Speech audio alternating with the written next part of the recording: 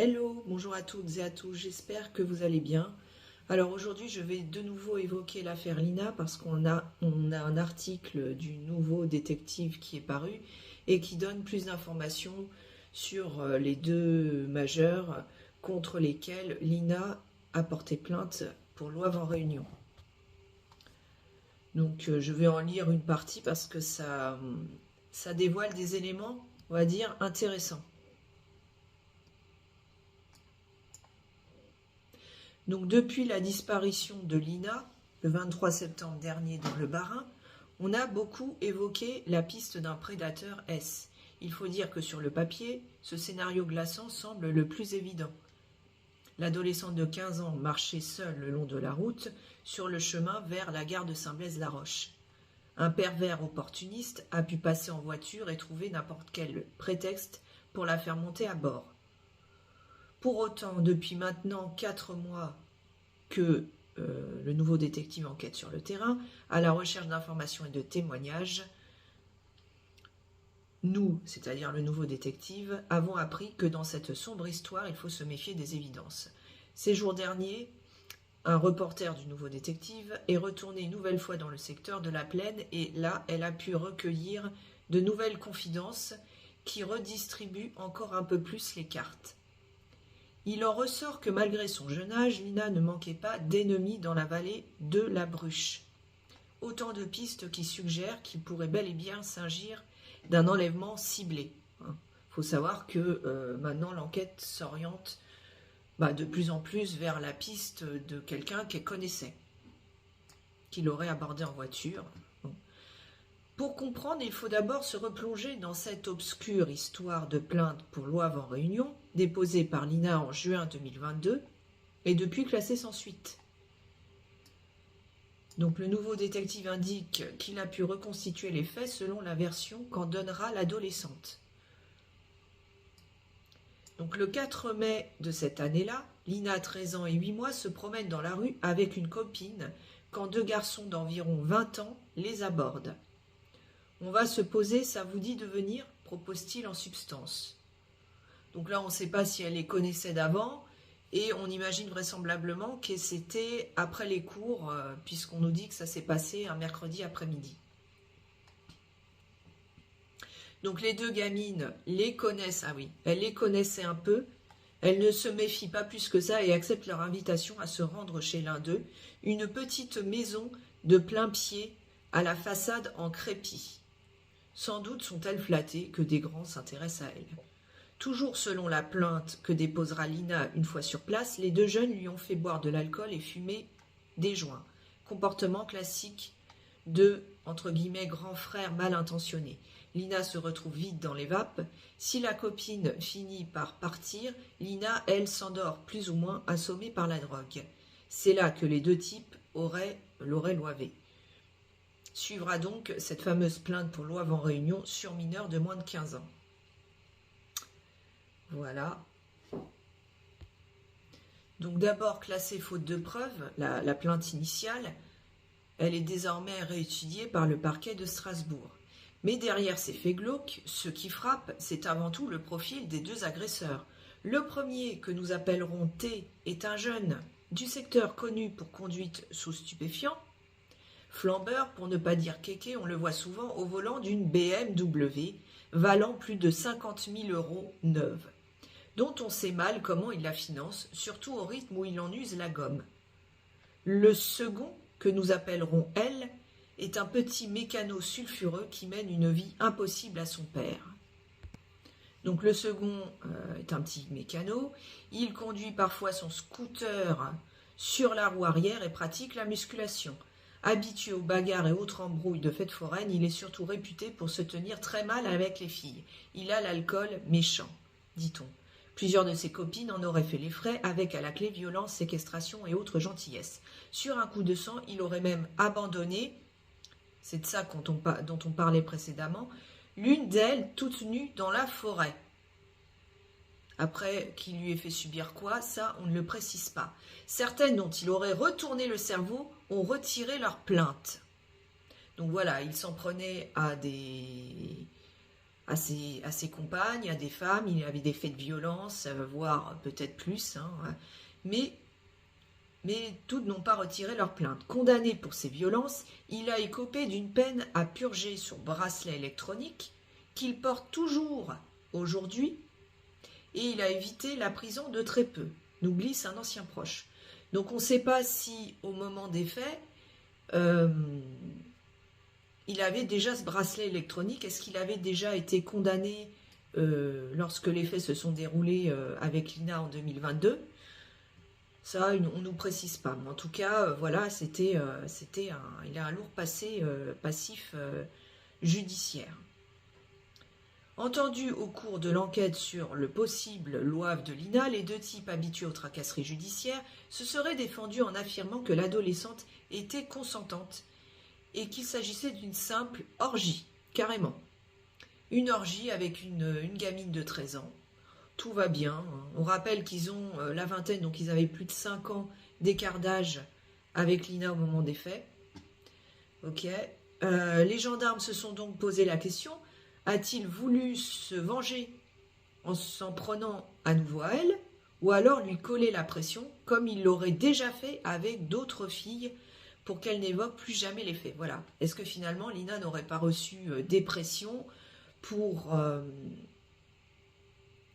peut-être retirer sa plainte, ou peut-être qu'il s'est dit que, vu son passif, il risquait, étant donné que la plainte est réexaminée par la justice, il risque peut-être d'être lourdement condamné.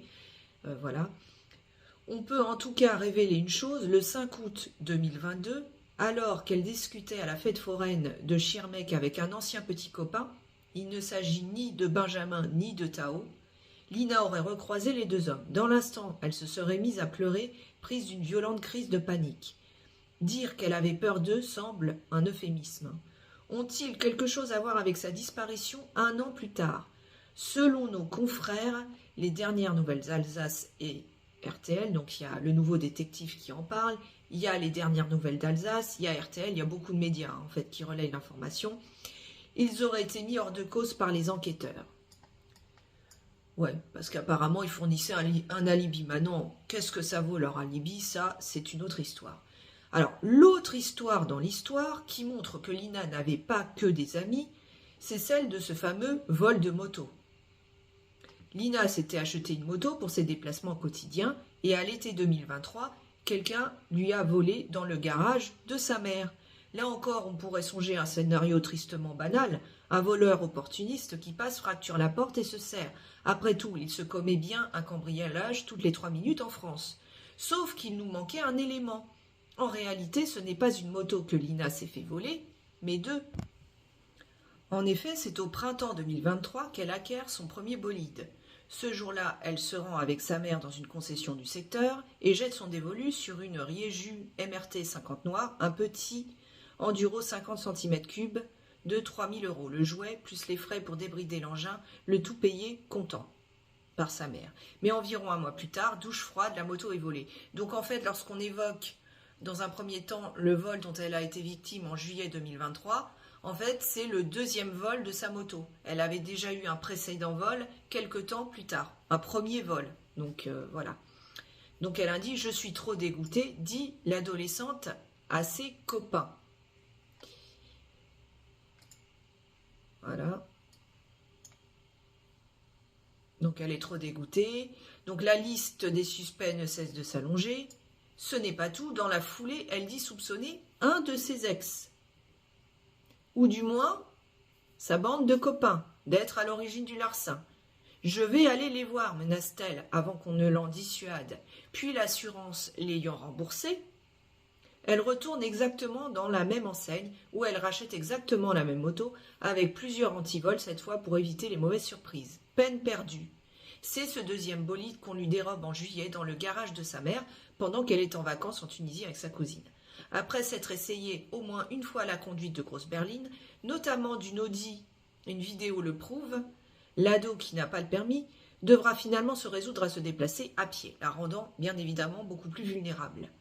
Reste qu'avec le recul, ce double vol de moto interroge, l'affaire ressemble beaucoup plus à une double expédition ciblée qu'à de banals cambriolages. Vengeance, volonté de nuire, toutes les hypothèses sont sur la table. Si l'on rajoute qu'avec ces ex, on comprend mieux pourquoi Lina suscitait des jalousies féminines, la liste de ses potentiels ennemis n'en finit plus de s'allonger. Et avec elle, la liste des suspects qui, d'une façon ou d'une autre, pourraient être à l'origine de sa disparition. Voilà ce que on apprend de nouveau s'agissant du profil très inquiétant de ces deux potentiels loiveurs. C'est pas reluisant, hein, je veux dire.